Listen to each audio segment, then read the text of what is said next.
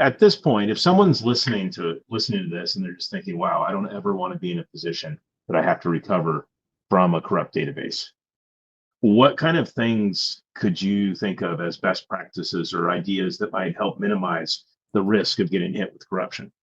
Well, I would say certainly, no, the free options out there is, get the Ola Halligan scripts, set those up, make sure that you're doing CheckDB regularly, make sure your notifications set up so you are getting an email if it fails.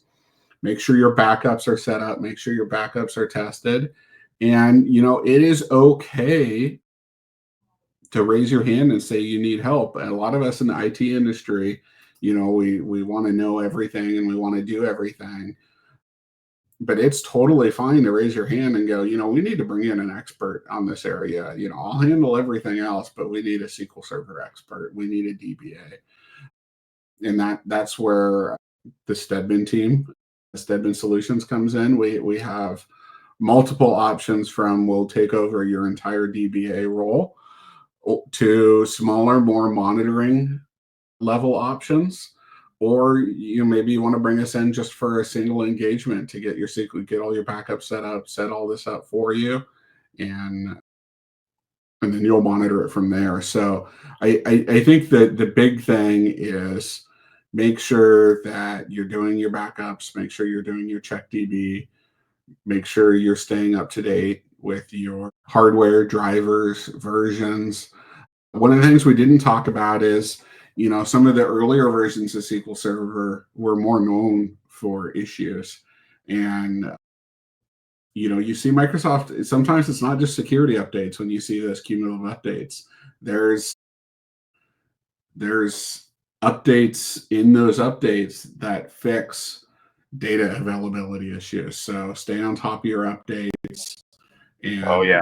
don't be years back So in your on SQL. that topic, Derek, if I just throw out a random number like 10.5.2500, what does that mean to you when you hear something like that? Well, that is, was that the initial release of 2008 I R2? think I think it was one of the first patches on It SQL was one Server. of the first patches, and anytime Yeah. we see that number, that's the one that we refuse to work on until it's been patched to a higher level. But there is a lot of the times Microsoft's gotten better with this. We've certainly seen, because there's been some security issues, they've been pushing out cumulative updates and service packs inside of Windows Update.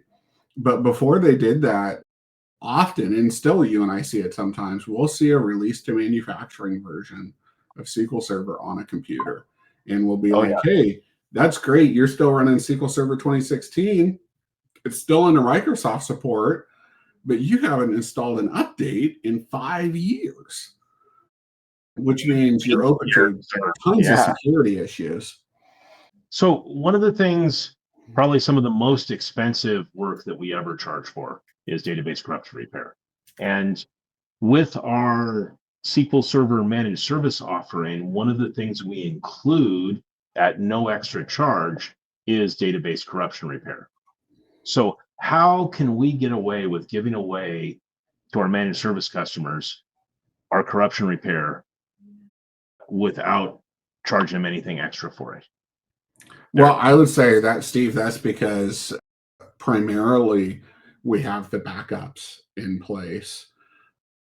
So we've worked with them to make sure they have the backups in place so we can do a restore. But the secondary, which is really close to a primary, is we have all the notifications in place. So one, we're doing CheckDB every night, but we also have notifications in place for disk write errors and disk read errors. So usually if we run into corruption or a possible corruption, we know about it pretty much instantaneously. And we can work with the customer to do a restore instead of a very expensive corruption repair. Yep, absolutely. And that puts us in the position of the absolute least downtime. Because I mean, we've seen people, they get the downtime of 3 or 4 days because they have to do corruption repair. Whereas with our managed service customers, we're taking care of them so that we're ready and we can react quickly when that happens. So